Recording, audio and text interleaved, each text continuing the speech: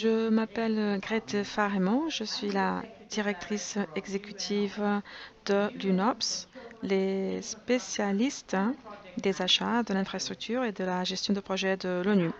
Et je suis ici pour vous dire que nous avons un problème. Depuis des siècles, nos infrastructures ont été faites par des hommes, pour les hommes. Les rues, les écoles, les hôpitaux et nos villes ont été conçues et construites en pensant aux hommes, et cela a empêché les femmes de réaliser leur plein potentiel. Dans de nombreuses régions du monde, des rues sombres et des installations sanitaires inadéquates signifient que les femmes sont privées de travail ou d'éducation. Les transports publics peu sûrs, où le harcèlement sexuel et la violence peuvent se produire fréquemment, empêchent les filles de réaliser leurs rêves. Les hôpitaux construits sans alimentation électrique fiable et par conséquent des maternités peu sûres entraînent de nombreux décès tragiques évitables. Des infrastructures inégales frappent les femmes du monde développé également. Je suis de Norvège, un pays considéré comme l'un des pays les plus égalitaires au monde, mais dans les années 90, j'étais ministre du gouvernement norvégien et je me souviens que les femmes, nous devions faire la queue pour utiliser les toilettes du Parlement pendant ou entre les séances, dans les théâtres, dans les concerts, dans les conférences. Eh bien, c'était la même histoire. Les femmes devaient toujours attendre pour aller aux toilettes, alors que les hommes entraient et sortaient et avaient encore un bon temps pour prendre un rafraîchissement. Les toilettes inadéquates continuent d'être un rappel quotidien euh, que la lutte pour l'égalité des sexes est loin d'être terminée. Selon une estimation, la conception des salles de bain actuelles signifie que les femmes doivent attendre en moyenne 6 minutes pour aller aux toilettes, alors que les hommes n'attendent que 11 secondes. Donc, les rues mal éclairées, entre autres, lorsque les infrastructures ne tiennent pas compte des besoins de tous les utilisateurs, y compris les femmes, eh bien, elles peuvent créer et perpétuer des inégalités. Au cours de l'année écoulée, le Covid-19 a exacerbé ces inégalités. Les femmes ont été particulièrement touchées pour un certain nombre de raisons. Les conséquences dures qui ont impacté les femmes et qui ont poussé plus de femmes que d'hommes à la pauvreté extrême, jusqu'à l'accès limité des femmes aux droits sexuels et reproductifs, en passant par l'augmentation significative de la violence sexiste. Là encore, des infrastructures médiocres telles que le manque d'électricité, d'eau et de services d'assainissement ont aggravé la situation. Et cela a également aggravé la pauvreté en termes de temps pour les femmes en augmentant la part déjà disproportionnée de femmes dans les tâches ménagères non rémunérées. La technologie numérique nous a permis d'assurer une certaine continuité pendant la pandémie. Et pourtant, le fossé numérique entre les sexes signifie que les femmes ont moins d'accès à l'éducation, à la santé ou aux services financiers.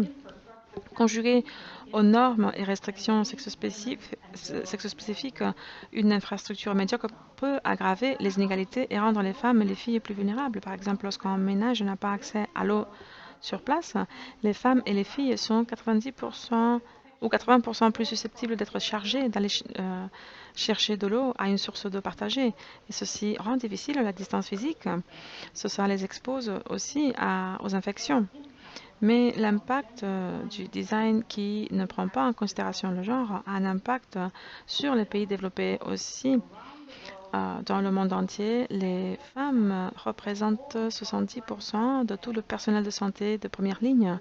Cela les expose à d'énormes risques liés à la pandémie et pourtant, au début de l'année dernière, nous avons vu également qu'une grande partie des équipements de protection individuelle donnés aux femmes pour se protéger, en réalité, ne les protégeaient pas parce que ces équipements n'étaient pas bons.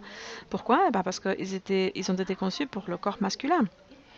Et donc, même si cela peut paraître très surprenant, en fait, cela fait partie d'un modèle de l'espace et des objets qui est basé sur les normes masculines. Par exemple, les femmes sont plus susceptibles d'être blessées et de mourir dans des accidents de voiture parce que les tests de sécurité des voitures sont conçus pour des hommes par défaut et parce que les fabricants utilisent des mannequins dans ces tests de collision pour développer des caractéristiques de sécurité automobile.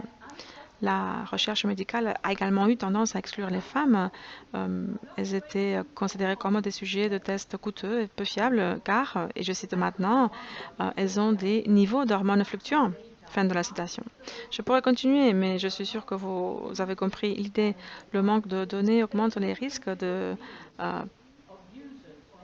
prendre des décisions qui ne sont pas inclusives ni appropriées.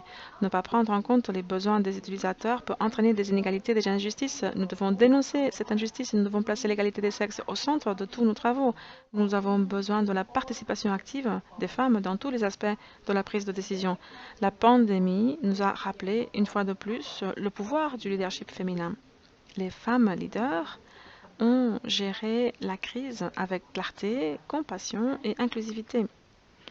Malgré ce succès, il y a encore trop peu de femmes dans les rôles décisionnels clés.